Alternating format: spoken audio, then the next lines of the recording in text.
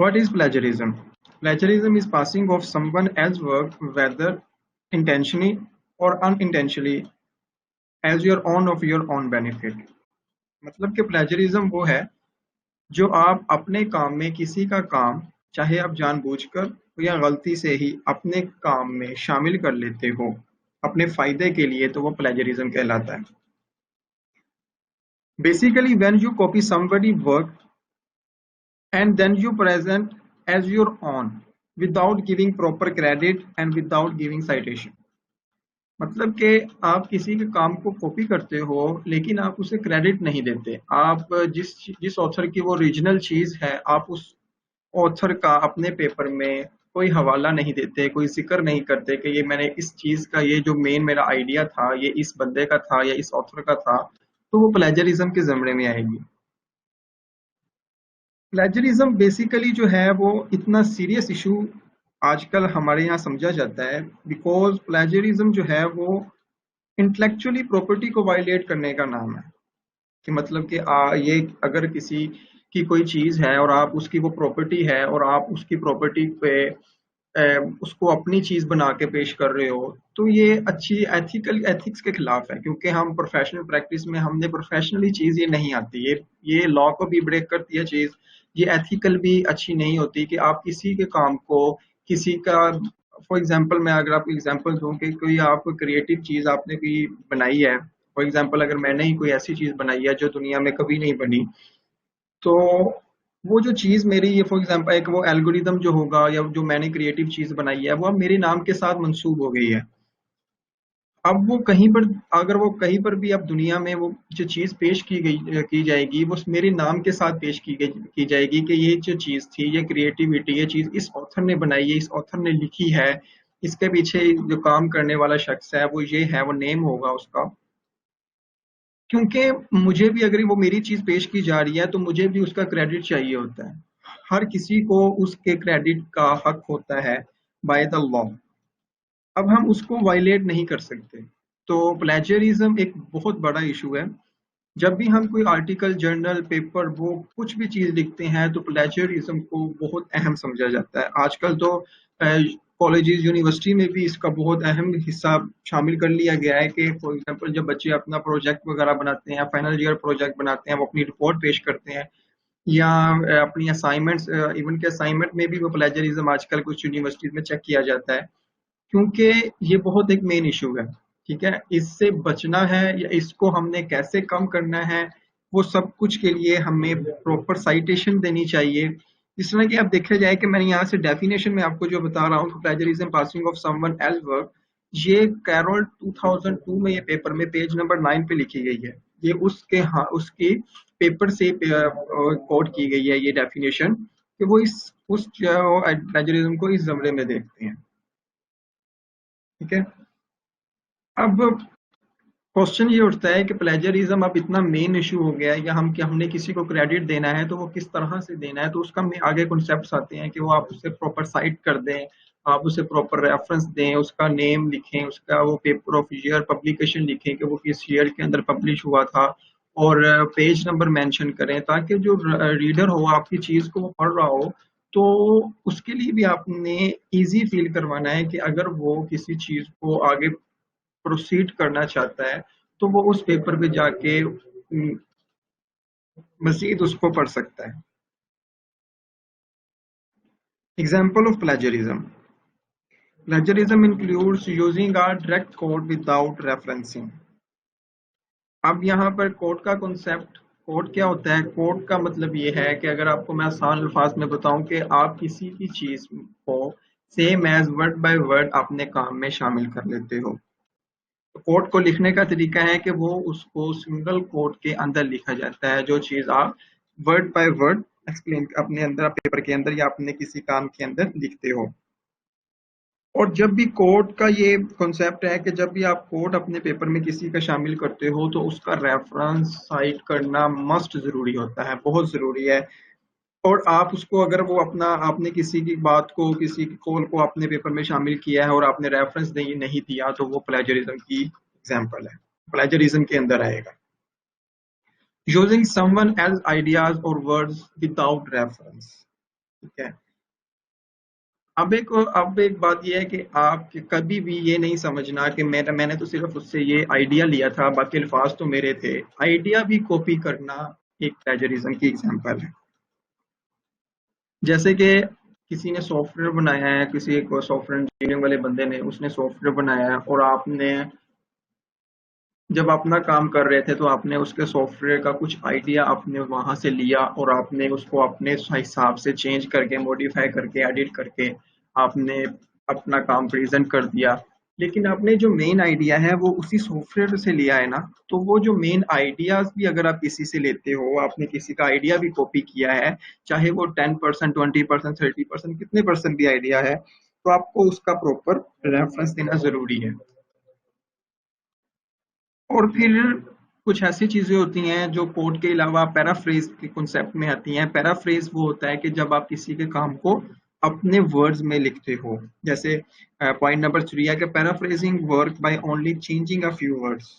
मतलब कि ऐसा होता है कि वो कुछ वर्ड्स ऐसे, कुछ पैराग्राफ होते हैं, वो उसको पढ़ के रीडर जो होता है, जो फॉर एग्जांपल अगर मैंने किसी के काम को में से कोई चीज उठानी है, तो मैं पहले उसके पेपर को कुछ समझूंगा, समझ के मैंने जो उसने जो एक पूरे पैराग्राफ या पूरे पेज के अंदर जो बात की गई होगी, मैं उसको अपने अल्फाज में कन्वर्ट करके अपने काम में शामिल कर लूंगा।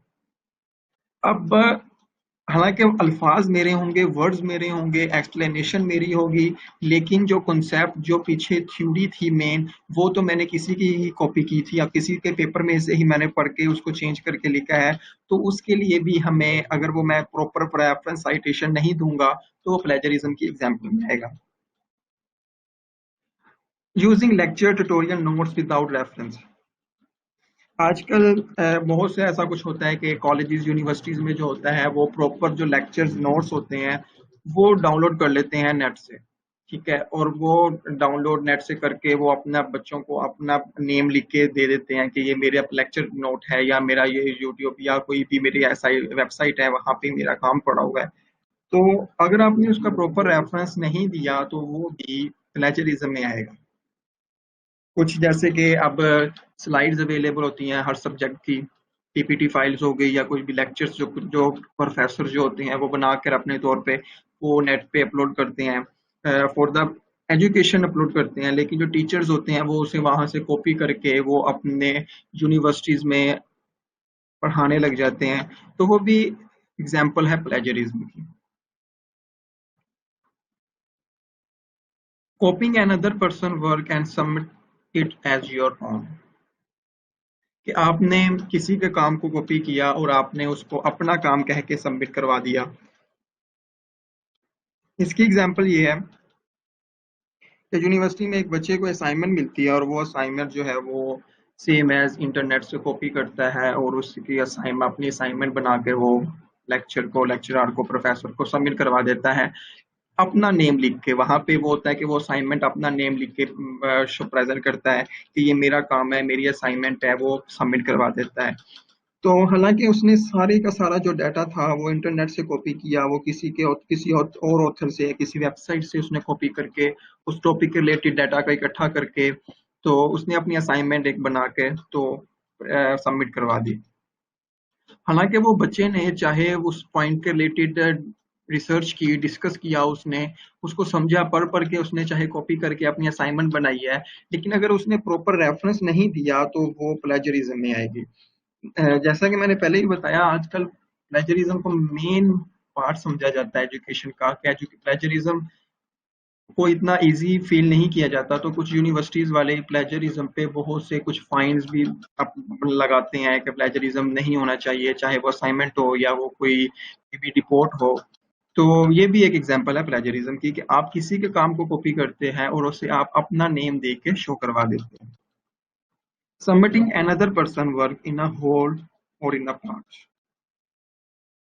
अब चाहे आप अपना काम, आप किसी का काम जो है वो पूरा का पूरा काम को सबमिट करवाते हो, या फिर उसका कुछ पार्ट। इसकी एग्जांपल ये है कि दो बच्चों ने असाइनमेंट बनाई, ठीक है, वो दोनों की असाइनमेंट सेम थी। ठीक है, अब वो दोनों बच्चों की जब असाइनमेंट सेम थी तो वो दोनों बच्चों बच्चों का प्लेजरिज्म होगा। क्योंकि उन दोनों का काम एक दूसरे से रिलेट करता है। अब देखा जाए तो किसी एक बच्चे ने तो पहले बनाई होगी ना, लेकिन वो दोनों ही प्लेजरिज्म के जमरे में आए क्योंकि दोनों का काम एक दूसरे से रिलेट करता है। ये तो है कि अगर उसने होल पूरी पूरी की पूरी असाइनमेंट ही कॉपी वो सेम एज दोनों बच्चों की असाइनमेंट पूरी ही कॉपी थी, तो वो आता है कि वो उसका पूरे का पूरा काम ही दूसरा सेम था। और अगर वो कोई पार्ट, फॉर एग्जांपल अगर असाइनमेंट में 2 या 3 क्वेश्चन थे तो इसने एक क्वेश्चन किसी अपने दोस्त से ले लिया, कॉपी कर लिया, तो वो कुछ पार्ट भी तो उसने वो किसी दूसरे से कॉपी करके अपना नेम देकर उसको रिप्रेजेंट किया है, तो वो भी जो पार्ट है वो प्लेजरिज्म की एग्जांपल में आएगा। अब आता है कि पॉइंट है submitting work that has been written by someone else on your behalf.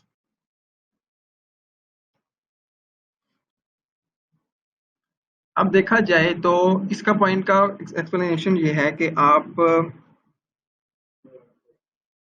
किसी ने आपका काम आपके बिहाफ पे काम लिखा है, ठीक है, कि आप किसी के काम को कॉपी, फॉर एग्जांपल एक बच्चा है उसने कोई रिसर्च की है अपनी असाइनमेंट में, व कोई कोई चीज उसने मिलके की है काम में, तो वो प्रेजेंट करता है अपने यूनिवर्सिटी अपने लैब प्रोफेसर के सामने क्लास में। लेकिन वो जो बच्चा है वो दूसरा, उसने अपना कुछ नहीं बनाया, लेकिन उसने उसी का आइडिया लेके उसे अपने बिहाफ पे उसने प्रेजेंट कर दिया, तो वो भी एग्जाम्पल ऑफ प्लेजरिज्म में आएगा।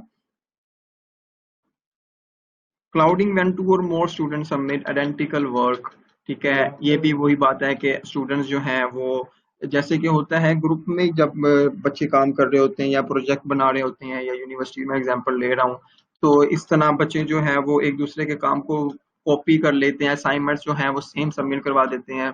या फिर इस तरह होता है कि FYP प्रोजेक्ट में भी इस तरह किया जाता है कि कुछ बच्चे इस तरह गलती कर लेते हैं कि वो एक दूसरे की जो रिपोर्ट होती है उनमें से उन्हें लगता है कि हमारा प्रोजेक्ट बस आइडिया सेम है, तो एक दूसरे की रिपोर्ट में से कुछ हिस्सा वो सेम सबमिट करवा देते हैं, तो वो भी प्लेजरिज्म की एग्जाम्पल में आती है।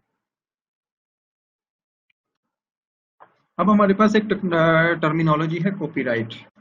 प्लेजरिज्म के साथ साथ कॉपीराइट का कॉन्सेप्ट भी बहुत इंपॉर्टेंट है। Copyright is a form of protection provided by a government to the author of original work of the authorship, including literary, dramatic, musical, artistic, and the certain other intellectual work. The protection is available of both published and unpublished work. Copyright basically government की तरफ से एक protection होती है कि जो आप अपने काम पे लगा लेते हो, चाहे वो काम पब्लिश हुआ है या चाहे वो काम पब्लिश नहीं हुआ। फॉर एग्जाम्पल के किसी एक ऑथर ने या मैंने एक नॉवल लिखा है, ठीक है, तो मैं नॉवल लिखने के बाद वो मेरा नॉवल पब्लिश हो चुका है। अब मैं गवर्नमेंट से ये परमिशन ले लूंगा या मैं प्रोटेक्शन ले लूंगा कि मेरा जो नॉवल है ये कोई और यूज नहीं कर सकता।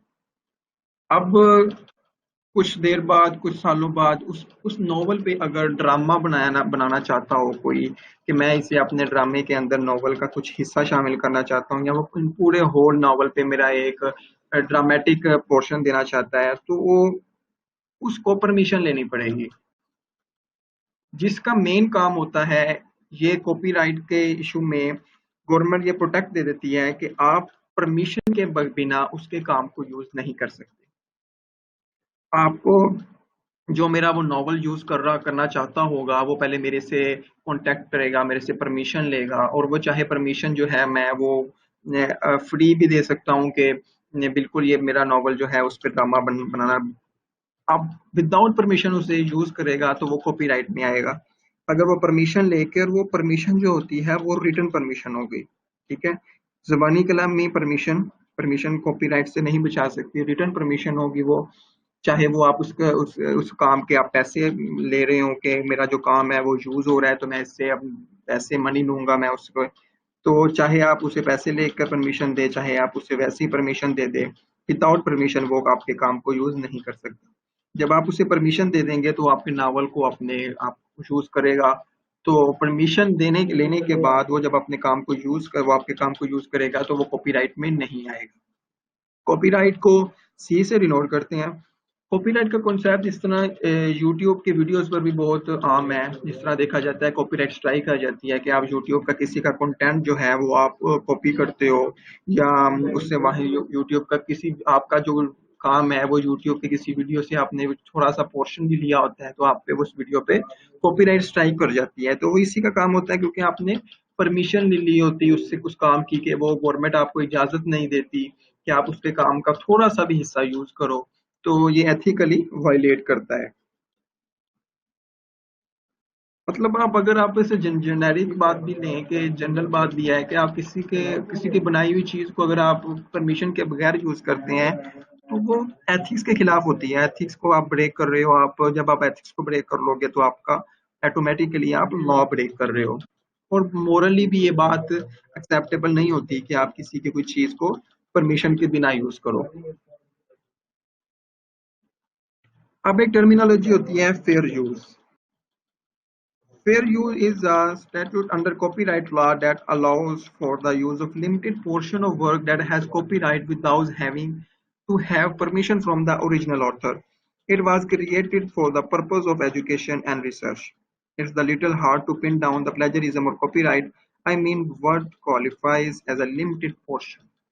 फेयर यूज का मकसद ये है कि आप परमिशन के बिना किसी के काम को बहुत कम, थोड़ा सा लिमिटेड पोर्शन होता है जो ऑथर जो होता है वो अलाउ कर देता है कि for the sake of education और रिसर्च मेरे काम को इस तरह फिर मेरे काम को यूज किया जा सकता है। वो कोई मेरे काम को बिना परमिशन के ये पोर्शन जो है वो यूज कर सकता है तो वो कॉपीराइट में नहीं आएगा।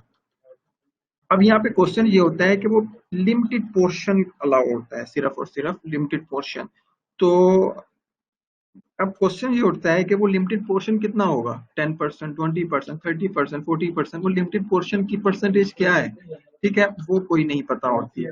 तो अगर आप कहें कि मैंने ये काम जो है वो मैंने बिना परमिशन के यूज किया और ये मैं जो चीज है ये फेयर यूज में आती है तो आप नहीं अंदाजा लगा सकते या आप खुद को नहीं पता होगा कि क्या ये मेरे फेयर यूज के अंदर फेयर यूज के अंदर काम आता है कि मैं इस परमिशन के बिना मैं इसको यूज कर सकता हूँ, कॉपीराइट नहीं आएगा स्ट्राइक मेरे पे। तो वो लिमिटेड पोर्शन डिफाइन नहीं होता।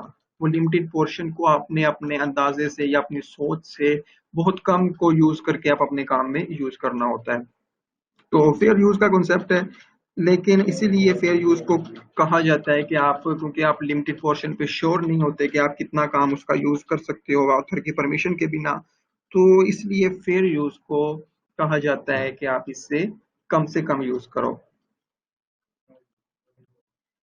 अब बात आती है कि कौन सा काम, कुछ होती हैं कुछ टर्मिनोलॉजीज ऐसी होती हैं कि जिस पर आपको परमिशन लेने की जरूरत नहीं होती। कुछ एग्जांपल्स हैं, फॉर एग्जांपल कि अगर मैं यही कहूँ कि जी पाकिस्तान का जो कैपिटल है वो इस्लामाबाद है, ठीक है।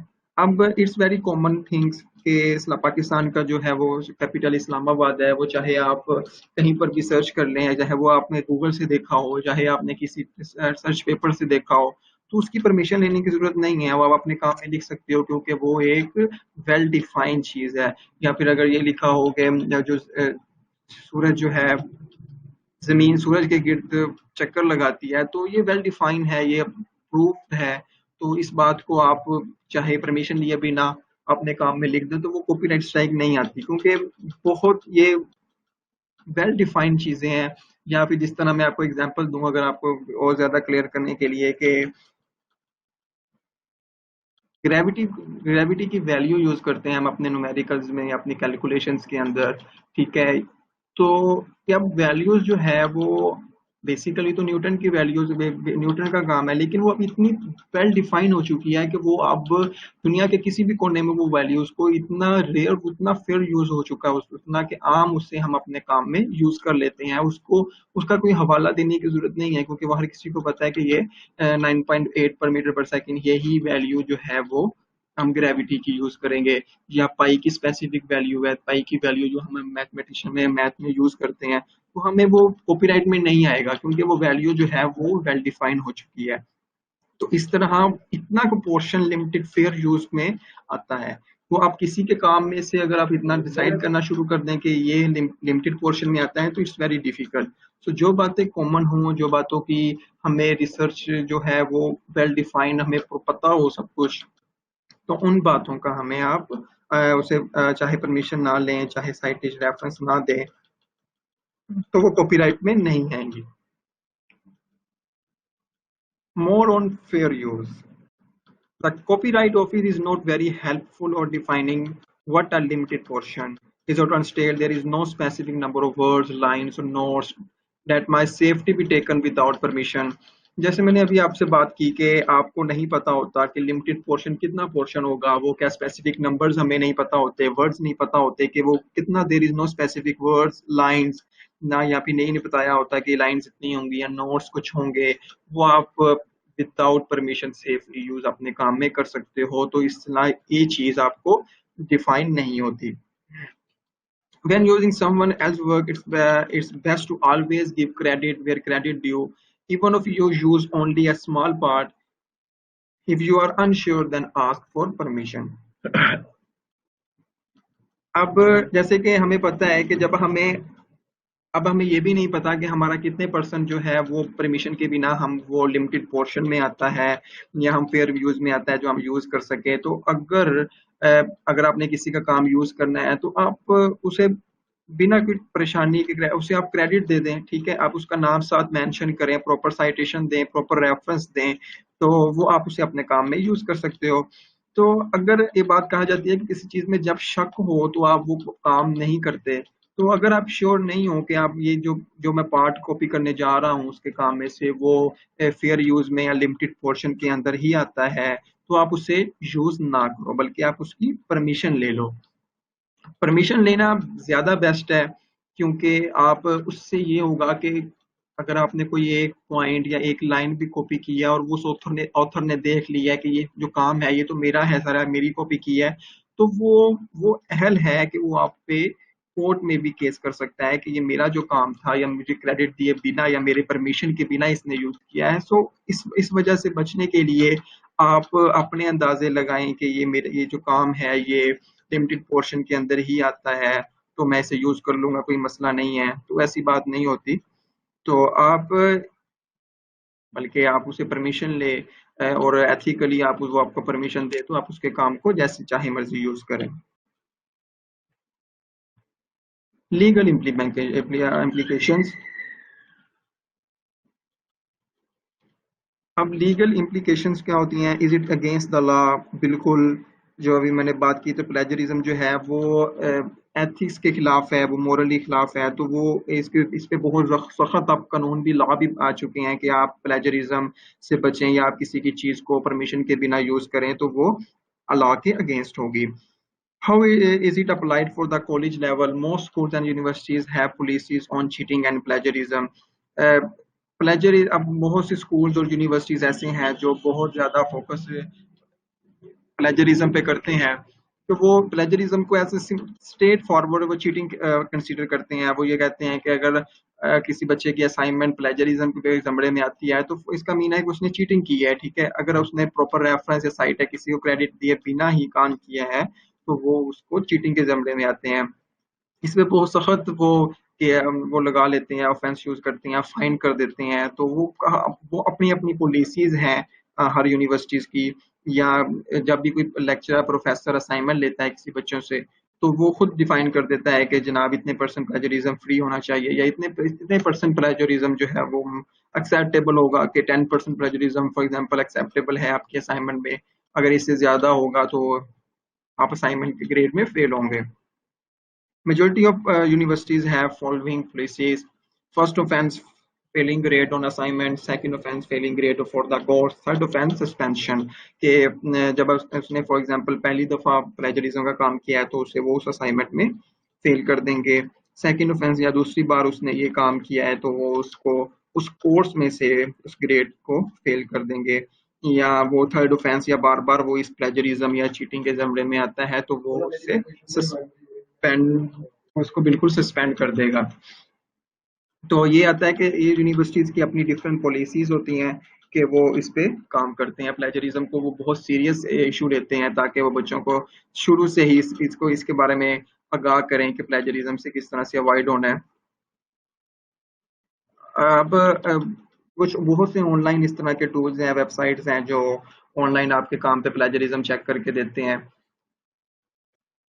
वो इस तरह की उनकी वेबसाइट्स होती हैं कि उनके पीछे प्रॉपर पूरा इतनी बड़ी डेटाबेस होती है कि वो जो पैराग्राफ या कोई काम उस पे आप चेक करना चाहते हैं कि मेरे काम में कितने परसेंट प्लेजरिज्म है, तो वो आपको उस डेटाबेस में चेक करके देता है। वो चाहे वेबसाइट्स हो, किसी का आर्टिकल हो, जर्नल हो, बुक हो, वो सब में सर्च करके देता है कि आपके कितने परसेंट जो है वो काम प्लेजरिज्म में आता है। तो आप अब तो बिल्कुल इंटरनेट पे आप इस फ्री तौर पर आप चेक कर सकते हैं कि आपके काम में कितने परसेंट प्लेजरिज्म है। तो मतलब इसका ये मुश्किल नहीं है कि आपको पता नहीं हो कि आपके काम में कितने परसेंट प्लेजरिज्म है। आप उसे चेक करें अपने काम में और उसको कम से कम करने की कोशिश करें।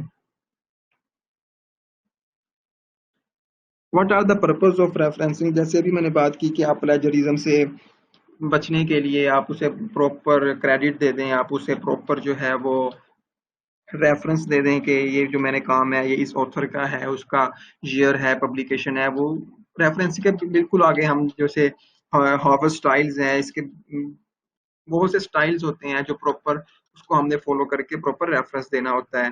तो पहला पॉइंट है टू अवॉइड प्लेजरिज्म। जैसे कि अभी बात की, आप प्रॉपर रेफरेंस यूज करें तो आप प्लेजरिज्म से बच सकते हैं। To add strength and credibility as evidence of support your position. अब ये पॉइंट बहुत इंपॉर्टेंट है कि कुछ लोग प्लेजरिज्म को या रेफरेंस को ये समझते हैं कि अगर मैं अपने काम के अंदर रेफरेंस को है वो यूज करता जाऊंगा बहुत ज्यादा, मेरे रेफरेंस अगर मेरे काम में होंगे तो वो ये समझा जाएगा कि मेरा काम में तो ज्यादातर दूसरों का काम शामिल है।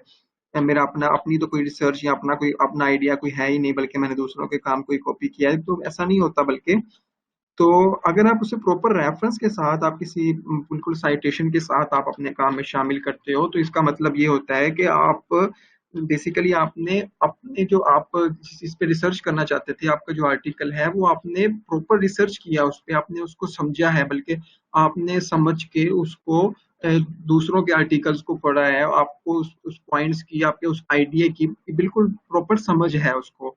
तो वो आपको सपोर्ट करता है, तो वो आपको सबूत होता है कि जो आप रेफरेंस देते हो वो evidence to support your position. Third point is to indicate scope and depth of your research. जैसे अभी बात की कि वो जो रिसर्च होती है वो इस पे वो शो करता है कि आपको अपने पॉइंट की, अपने आइडिया की कितनी समझ है। वो आपको ये स्कोप डिफाइन करता है कि अगर आप किसी का रेफरेंस शामिल करते हैं तो वो आपके वो स्कोप को वो रिसर्च वो इंडिकेट करता है कि आपके रिसर्च की स्कोप क्या है, आपका रिसर्च का। फॉर एग्जाम्पल अगर मैं आपको इस तरह कोई थोड़ी सी एग्जाम्पल के साथ समझाऊं, तो बेसिकली कोई आप रिपोर्ट लिख रहे होते हो तो वहाँ पे आप आर्टिकल या जर्नल पेपर में लिखते हैं, तो वो शो करता है, वो पे पॉइंट होता है वहाँ पे कि आपके काम के रिलेटेड कितना काम हो चुका है या किस किस ने ये इसका स्कोप क्या है मार्केट में। तो आप अगर उसको रेफरेंस के साथ डिफाइन करते हैं तो ये बात शो करता है कि आपका जो काम है वो कितना न्यू है, कितना पुराना है, या आप कितना एडवांस इस पे रिसर्च कर रहे हो। ठीक है, वो उसकी डेप्थ को बताता है कि क्या ये अभी अभी रिसर्च स्टार्ट हुई है लोगों की, या कितने परसेंट लोगों ने इस पे काम किया, मैंने इसको एडवांस किया है, ये बात भी शो करता है। और या फिर ये बहुत पुरानी बात थी और आपने उसके अंदर कुछ अपडेशन की है। तो ये सब चीज आपको रेफरेंस से डेप्थ के बारे में बताता है। To allow others to follow up content present independently। इस पॉइंट को इस पॉइंट में मैं आपको ये कहूंगा, फॉर एग्जांपल एक छोटी सी एग्जांपल के साथ इस पॉइंट को आपको समझाने की कोशिश करता हूँ कि कोई जैसे कि मेरा एक पेपर पब्लिश हो और कोई रीडर जो है वो मेरा पेपर रीड कर रहा है। ठीक है, उसे मेरा जो आइडिया है वो बहुत अच्छा लगा, वो उसे पसंद आ रहा है मेरा आइडिया, वो मेरे पेपर को बड़ी इंटरेस्ट के साथ रीड कर रहा है। ठीक है, तो अगर वो मैंने अपने प्रोजेक्ट के अंदर, अपने आर्टिकल के अंदर किसी एल्गोरिदम का रेफरेंस दिया है कि मैंने ये अपने काम के अंदर ये वाला एल्गोरिदम यूज किया है, तो अगर वो इंटरेस्ट रखता होगा वो रीडर के, मैंने ये जो एल्गोरिदम है इसके बारे में मैंने और ज्यादा रिसर्च करनी है, मैंने इसके बारे में और ज्यादा जानना है, मैंने पढ़ना है, तो क्योंकि मैंने एल्गोरिदम के साथ प्रॉपर रेफरेंस दिया होगा तो वो उस रेफरेंस को फॉलो करके वो उस पेपर पे, आर्टिकल पे उस एल्गोरिदम को डिटेल से समझ पाएगा। तो जब जब इस तरह का केस होगा तो वो बिल्कुल बड़ा हैप्पीली वो उस एल्गोरिदम को भी डिटेल से समझेगा और फिर मेरे पेपर में भी इंटरेस्ट ले रहा होगा, क्योंकि उस वहां से वो उसको एल्गोरिदम की बिल्कुल डिटेल समझ आ रही होगी। तो इस तरह से वो आप किसी को इंडिपेंडेंट कर देते हो कि वो अपनी मर्जी से जितना चाहे वो, बल्कि आप नॉलेज शेयर कर रहे होते हो दूसरों के साथ कि आप अपनी मर्जी से अपना काम प्रेजेंट कर रहे हो, वो इंडिपेंडेंटली जाके अपना वो उस एल्गोरिदम के बारे में समझ रहा है या वो उस पॉइंट के बारे में जो उसको आपने रेफरेंस दिया है वो उसको जाके रीड आउट कर रहा है। तो इस तरह से आप फॉर एग्जांपल मतलब आप नॉलेज रिप्रेजेंट कर रहे हो इस तरह। तो ये होता है मेन मकसद रेफरेंस का, ताकि लोग जो है वो ज्यादा से ज्यादा पॉइंट्स को समझ सकें या उसको इंटरेस्ट के साथ। अगर फॉर एग्जांपल अगर मैंने वो रेफरेंस उस एल्गोरिदम का ना दिया होता, तो वो अगर उस एल्गोरिदम को डिटेल समझना चाह भी रहा होता रीडर, तो क्योंकि रेफरेंस नहीं है वहां पे, तो वो इतना इंटरेस्ट नहीं लेगा मेरे काम में, क्योंकि वो कहेगा कि इसका एल्गोरिदम ही मुझे समझ नहीं आ रहा, तो मुझे अगला काम भी कैसे समझ आएगा। तो इस तरह ये रेफरेंस मेरे काम को भी सपोर्ट करेगा। अब व्हाट शुड बी रेफरेंस। अब हम देखेंगे कि रेफरेंस कौन कौन सी चीजों को, क्या क्या चीजें रेफरेंस करनी बहुत जरूरी है। Everything that is not your own original idea. हर वो चीज जो आपका अपना आइडिया नहीं है, बल्कि आपने किसी से चाहे थोड़े से परसेंट भी आपने आइडिया को कॉपी किया है, वहां पे आपको रेफरेंस देना बहुत जरूरी है। कोर्स कोर्स की अभी मैंने पिछले स्लाइड्स में लेक्चर में बात की थी कि कोर्स वो होता है कि जिसे आप किसी के काम में से same as word by word copy करते हो अपने काम के अंदर, उसे आप रिप्रेजेंट करने के लिए सिंगल कोड को यूज करते हो। तो उस कोड को जब आप यूज करते हो तो आपको रेफरेंस देना बहुत जरूरी है।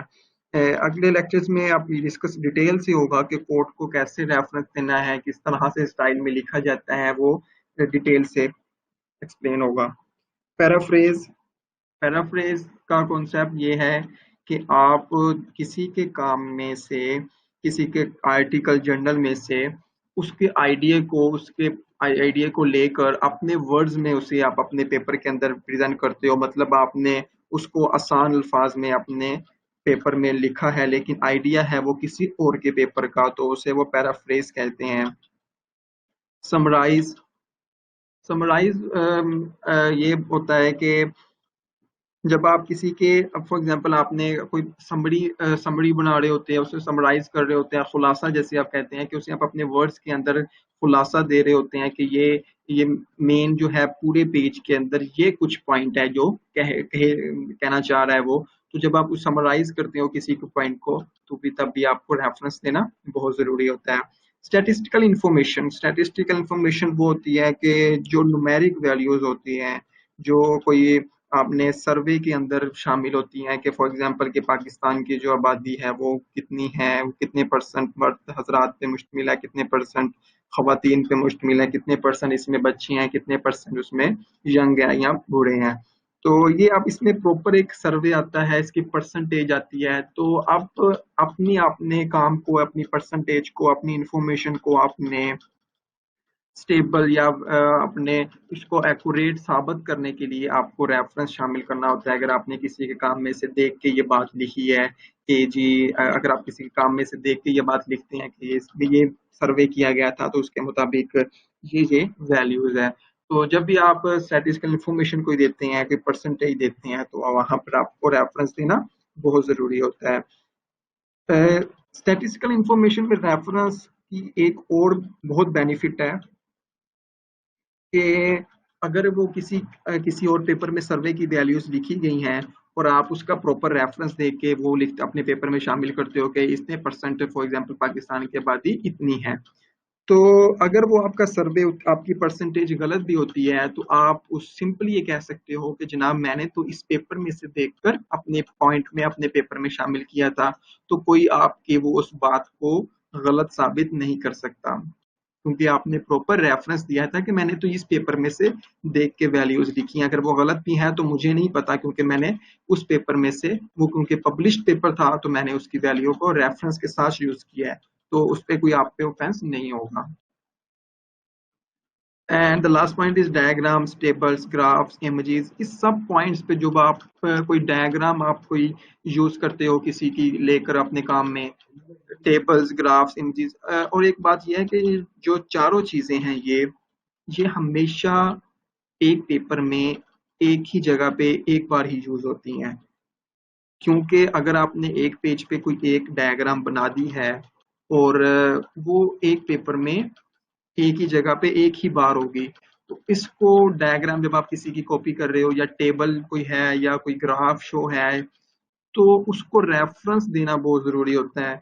रेफरेंस के साथ पेज नंबर मेंशन करना जरूरी होता है, क्योंकि कि आपने ये फला ऑथर का जो फला ईयर के फॉर एग्जांपल 2010 के अंदर ये पब्लिश हुआ था और मैंने पेज नंबर 13 से ये ग्राफ या डायग्राम को मैंने कॉपी किया है, तो वो जो रीडर होगा अगर वो उसने वो डायग्राम देखनी होगी फॉर द चेक करना होगा कि ये बिल्कुल सही इंफॉर्मेशन दी गई है, तो वो पेज नंबर के बिल्कुल उसी पेज नंबर पे पहुंचेगा, तो वहां पे वो डायग्राम मौजूद होगी। तो इस तरह ये आपको इन सब जो डिटेल्स हैं इसको सपोर्ट करने के लिए रेफरेंस देना जरूरी होता है। तो होप्स होगा आपको सब पॉइंट्स को क्लियर होगा, समझ आई होगी। तो इन सब की डिटेल के साथ नेक्स्ट लेक्चर में मिलेंगे। अल्लाह हाफिज।